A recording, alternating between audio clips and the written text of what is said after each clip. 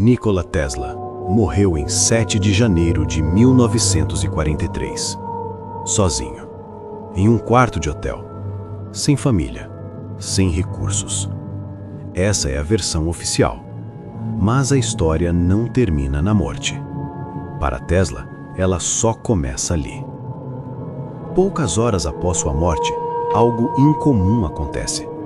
O quarto de Tesla é lacrado, autoridades federais são acionadas, documentos são apreendidos. Não pela polícia comum, mas por um órgão do governo dos Estados Unidos responsável por propriedades sensíveis. A pergunta é inevitável.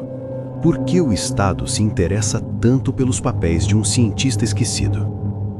Os documentos de Tesla são recolhidos pelo Office of Alien Property Custodian, um órgão criado para confiscar bens de estrangeiros considerados estratégicos durante a guerra. Tesla não era um criminoso, não era um inimigo, não era um espião, mas seus papéis foram tratados como ameaça potencial. Entre os projetos atribuídos a Tesla em seus últimos anos, transmissão de energia sem fio, ondas direcionadas, sistemas de defesa baseados em energia, tecnologias de alcance global. Oficialmente, muitas dessas ideias são chamadas de teóricas. Curiosamente, o governo não confisca teorias inofensivas. Tesla não tinha poder político, não tinha empresa, não tinha seguidores, mas tinha algo muito mais perigoso: conhecimento não controlado. E conhecimento, quando não pertence a ninguém, pertence a todos. Isso é inaceitável para qualquer Estado. Após a apreensão, os documentos passam por análise. Alguns são liberados anos depois, outros não. Até hoje não existe uma lista completa do que foi levado. E quando não há lista, não há como cobrar devolução. Compare com outros momentos da história: descobertas classificadas, patentes militares, tecnologias absorvidas silenciosamente. Tesla não foi único, mas foi o primeiro grande caso moderno. Depois da morte de Tesla, sua imagem começa a ser suavizada.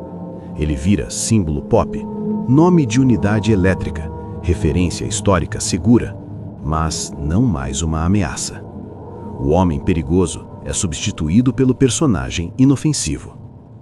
Muitas ideias de Tesla reaparecem ao longo do século XX, sempre fragmentadas, sempre controladas, sempre com dono. Nada livre, nada global, nada sem medidor. Se Tesla estava errado, por que seus papéis foram tratados como segredo de Estado? Se suas ideias eram inviáveis, por que foram classificadas? Se ele era apenas um excêntrico, por que tanto cuidado? Tesla não deixou apenas projetos. Ele deixou uma pergunta que ainda incomoda: o progresso acontece quando é possível ou apenas quando é permitido? Existe um detalhe curioso quando se fala dos arquivos de Tesla. O governo dos Estados Unidos nunca afirmou publicamente que os documentos não continham nada relevante. Eles apenas disseram que não representavam perigo imediato. E isso é muito diferente, porque algo não precisa ser perigoso agora para ser perigoso no futuro. Alguns dos papéis analisados foram liberados anos depois, com trechos censurados, páginas faltando e descrições vagas. Outros permanecem ausentes até hoje, não classificados como falsos, não classificados como irrelevantes, simplesmente ausentes. E quando algo some da história sem explicação, isso não é descuido, é método. Vários conceitos que Tesla explorava, transmissão de energia por ressonância, uso da Terra como condutor, ondas direcionadas, ainda causam desconforto no meio científico tradicional. Não porque sejam impossíveis, mas porque mudam a lógica de distribuição de poder. A ciência avança, desde que não ameace a estrutura que a financia. Talvez o maior erro seja imaginar que o objetivo era impedir o progresso. Não era. O objetivo sempre foi controlar o ritmo, liberar tecnologias aos poucos, quando o mercado estiver pronto, quando o modelo de cobrança estiver definido, quando o poder já tiver dono. O futuro não foi cancelado, Ele foi colocado em espera. Tesla não foi proibido de falar, não foi preso, não foi publicamente desacreditado no fim da vida. Ele foi algo muito mais eficiente que isso: ignorado. Porque ideias ignoradas não criam martírios, elas simplesmente desaparecem, até que alguém as redescubra sob outro nome. E talvez seja por isso que o nome de Tesla voltou com tanta força décadas depois. Não porque o mundo ficou mais curioso, mas porque o mundo começou a necessitar novamente das perguntas que ele fazia. Nikola Tesla não morreu assassinado oficialmente. Não há provas disso.